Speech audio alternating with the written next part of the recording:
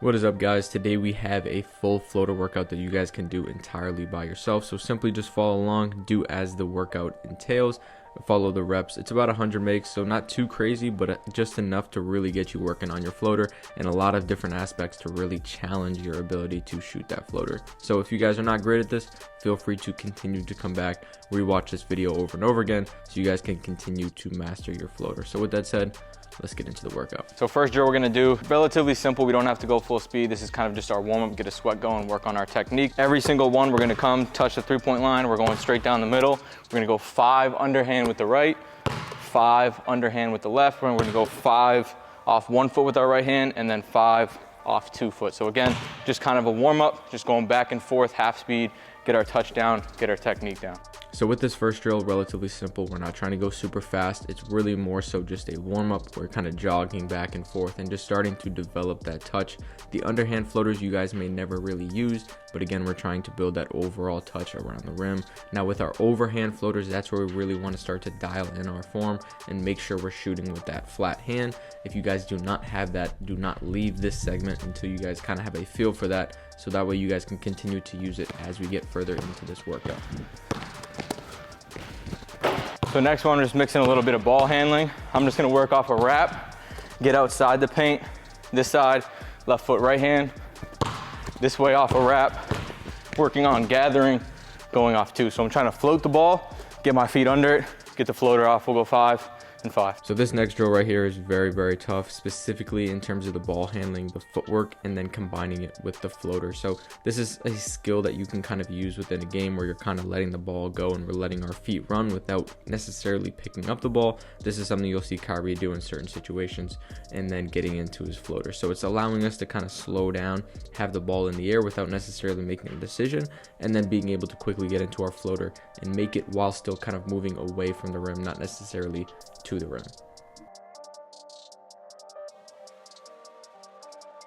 So for this next one, we're gonna work off pivot. So you can go to a 1-2, you can come to a hop where we shot fake, get the defender to lift, and then steps through, we're going floaters. This is like that in-between shot that most players miss. I know me personally, I missed a bunch of these. So we're just gonna purposely work on it. Anywhere you guys want, attack either side, no matter what, we're still shooting with that primary hand. So I find this to be one of the toughest shots in basketball. I think we've all been there, where we get someone on a great shot fake, they lift their feet, we step through, shoot the floater, brick, right? I think we've all been there. So this is a really good shot to practice, just because we're going to find ourselves in these situations in games, but also just because it's a good way to challenge your floater. It's kind of more of an awkward shot. It's a little less traditional, so it's really going to challenge your ability to shoot the floater at an effective level. Next one's gonna be pretty simple. All we're trying to do is shoot the floater as high as we possibly can. So you'll sometimes see Curry doing this before games in his workout. It's a really good way to just kind of challenge your touch, challenge your accuracy. So we'll just go 10. Again, all dominant hand. You can go right, you can go left, doesn't matter. Let's just challenge that height. Like I was saying, really challenge your height on this one. I think when we can go to both ends of the spectrum of the skill, that's where we really challenge it. And then obviously when we scale it back in a game, we're not shooting it all the way to the ceiling. It's going to be a lot easier to make and control that ball. So really, really challenge yourself, really get the ball up there and get outside your comfort zone with this one.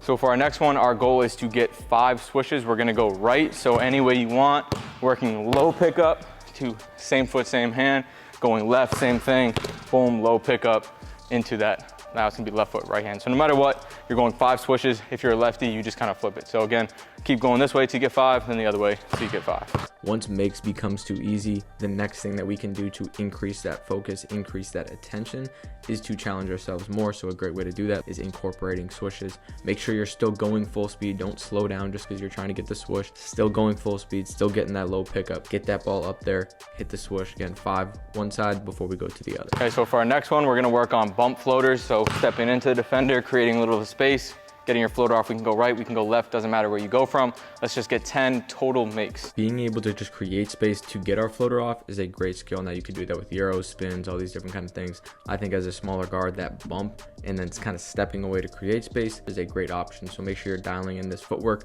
ball, foot, body, same time, and then kind of step away to create that space before getting your floater off. So last one, you gotta go 1 swoosh per 5 spots. So it's just freestyle, any way you wanna get into it. You can go left foot, right foot, doesn't matter. Full speed taking off, got to get a swoosh. Once you do that, move on to the next spot. go all the way around. So if you guys want to challenge yourself even more, time yourself and see what time you guys get, and then every time try to beat that time if you do this workout again.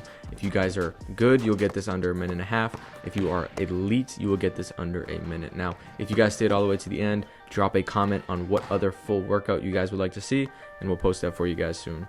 Peace. Clean.